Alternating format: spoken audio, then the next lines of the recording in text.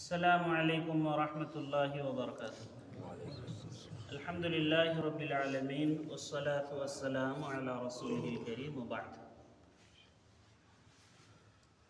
जो दर्स का सिलसिला चल रहा था उससे हटकर आज एक अलग दर्स हो रहा है जो रोज़मर्रा की सुन्नतों में होना चाहिए था लेकिन नहीं हो सका, भूल जाने की वजह से, छूट जाने की वजह से। गुस्ले जनाबत का तरीक़ा।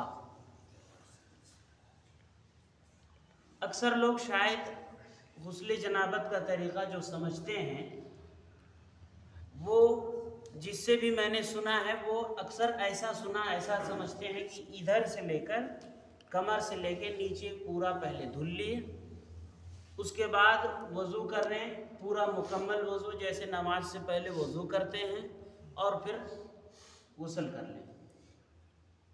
अल्लाह के नबी सल्लल्लाहु अलैहि वसल्लम से जो अहादीस में, सही अहादीस में, सही बुखारी और मुस्लिम में भी जो रिवायात मौजूद हैं उनमें इससे हटकर कुछ अलग है। पूरा अलग नहीं है लेकिन कुछ अलग है इससे, उसमें कोई और तरीक़ा है। उम्मुल मुमिनीन रसूलुल्लाह सल्लल्लाहु अलैहि वसल्लम की अज़वाज मुतहरात में से मैमूना बिन्त हारिस रज़ी अल्लाहु अन्हा ये बयान करती हैं, ये हदीस सही बुखारी में इन्हीं अल्फाज में है जो मैं पढ़ रहा हूँ, बयान कर रहा हूँ अभी। वो कहती हैं वज़अतु लिरसूलिल्लाहि सल्लल्लाहु अलैहि वसल्लम माअन यग़तसिलु बिही। अल्लाह के नबी सल्लल्लाहु अलैहि वसल्लम के लिए मैं पानी रखी जिससे आप गुस्ल करें। तो आपने इब्तिदा किस तरह से की, पूरा गुस्ल का तरीक़ा उन्होंने बयान किया उस हदीस में। फरमाया फ़अफ़रग़ अला यदैहि फ़ग़सलहुमा मर्रतैनि औ सलासन। आपने सबसे पहले अपने इन दोनों हाथों को धुला 2 बार या 3 बार। वो खुद उन्हें शायद शक है या फिर हो सकता है कभी 2 बार भी धुले हों, 3 बार भी धुले हों, जैसे वज़ू में होता है। फिर कहती हैं सुम्मा अफ़रग़ बियमीनिही अला शिमालिही फ़ग़सला मज़ाकिरहु। अल्लाह के नबी सल्लल्लाहु अलैहि वसल्लम ने उसके बाद दाहिने हाथ से पानी लिया और बाएं हाथ में पानी डाला और फिर उस पानी से अपनी शर्मगाह को धुला। यानी ये 3 मरतबा इसे धुलने के बाद शर्मगाह को धुला। शर्मगाह को धुलने के बाद फिर अमल क्या हुआ, सुम्मा दलका यदहु बिल अर्द। आपने ये हाथ जिससे शर्मगाह साफ किया है, इस हाथ को ज़मीन पर रगड़ के साफ किया। सुम्मा मज़मज़ा वस्तनशक़ा। फिर आपने कुल्ली किया और नाक साफ किया, मज़मज़ा और इस्तिंशाक़ किया। सुम्मा गसला वजहहु व यदैहि।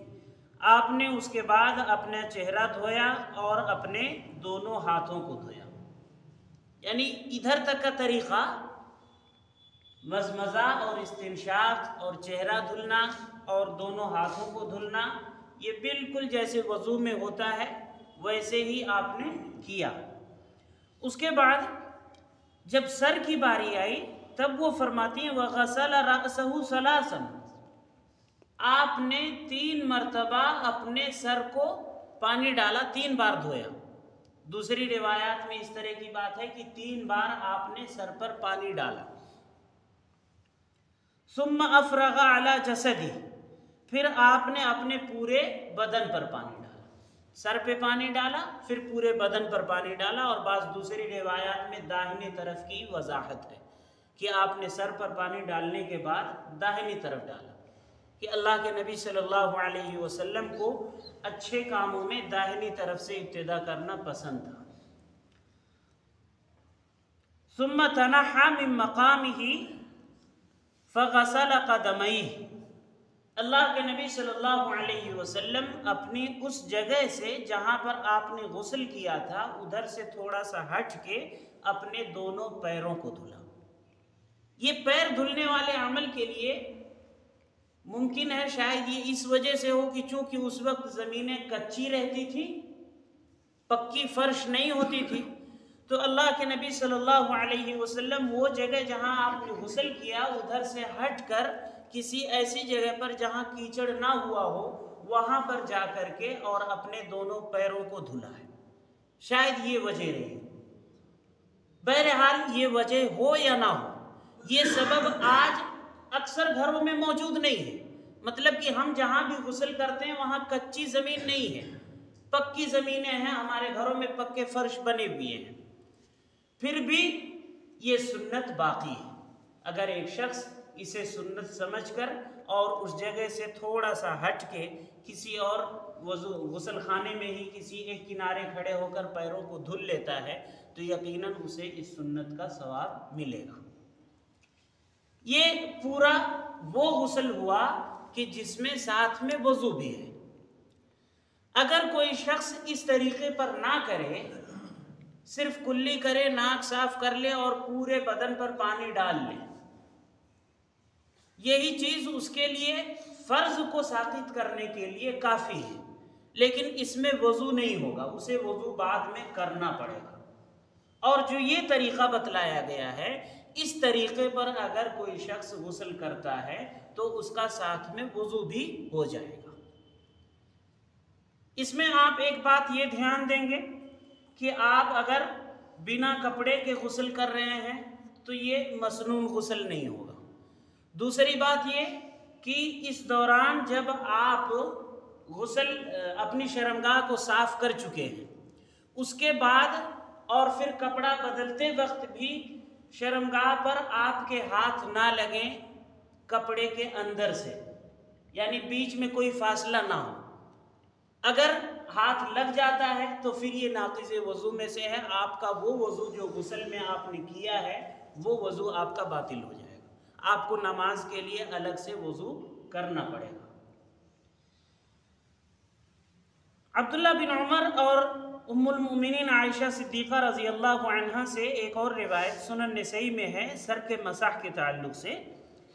وہ بیان کرتے ہیں کہ پورا غسل کا طریقہ انہوں نے یہ بیان کیا جو میں نے ابھی پڑھا، اور اس کے ساتھ جب سر کی باری آئی تو عبداللہ بن عمر رضی اللہ عنہما کہتے ہیں حتی اذا بلغ رأسہ لم یمسح.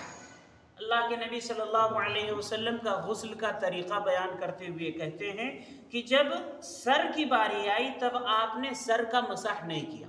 صاف لفظوں میں کہا لم یمسح، سر کا مسح نہیں کیا ہے. کیا کیا؟ افرغ علیہ الماء، سر پر پانی ڈالا ہے. اور اس پورے غسل جنابت والے اس مسنون طریقے میں نہ تو کہیں پر سر کے مسح کا ذکر ہے اور نہ ہی پیروں کا ذکر ہے وضو کے دوران جو غسل جنابت میں وضو ہوتا ہے. تو سنت طریقہ جو ہے اسی طریقے پر آپ کریں گے، یہی بہتر ہے، یہی افضل ہے، یہی اسی میں ثواب ہے اور اسی میں بھلائی ہے. اب پورا طریقہ آپ پھر سے سن لیں. سب سے پہلے آپ اپنے دونوں ان ہاتھوں کو دھوئیں گے، پھر بائیں ہاتھ سے نجاست اور گندگی کو آپ اچھے سے رگڑ کر صاف کر لیں گے. یاد رہے یہ شروعات میں ہی کرنا ہے. وضو کر لینے کے بعد آپ اسے کریں گے تو آپ کا وہ وضو نہیں رہ جائے گا. آپ کو پہلے ہی یہ کر لینا، شروعات میں ہی، ابتدا میں ہی.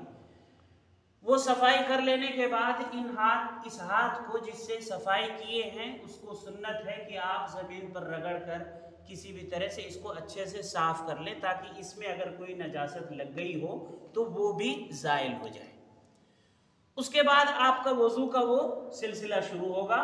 کلی کرنا، ناک کی صفائی کرنا، چہرہ دھلنا اور ہاتھ دھلنا. اتنا کرنے کے بعد پھر آپ سر پر پانی ڈالیں گے اور پھر دائیں طرف پانی ڈالیں گے، پورے بدن پر پانی ڈالیں گے. غسل آپ کا ہو گیا. پھر اس کے بعد آخر میں آپ اپنے دونوں پیروں کو اس جگہ سے تھوڑا سا ہٹ کر دھل لیں گے. یہ ہے مکمل طریقہ جو صحیح بخاری میں ام المؤمنین میمونہ بنت حارث رضی اللہ عنہا سے روایت ہے، مروی ہے، بیان کیا گیا ہے. یہی طریقہ مردوں کے لیے بھی ہے اور یہی طریقہ عورتوں کے لیے بھی ہے. اس میں کوئی فرق نہیں ہے. بہت سارے لوگ عورتوں کے لیے کچھ اضافی باتیں بتلاتے ہیں جسے مجھے یہاں بتلاتے ہوئے بھی شرم آتی ہے۔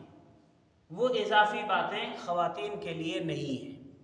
غسل کا طریقہ جو یہ بتلایا گیا یہی طریقہ سبھی کے لیے ہے۔ اللہ تعالی ہم سبھی کو کتاب و سنت کے مطابق اپنے اعمال کی اصلاح کی توفیق دے، آمین۔ صلی اللہ علی نبی وعلی آلہ وسلم۔ سبحانک اللہم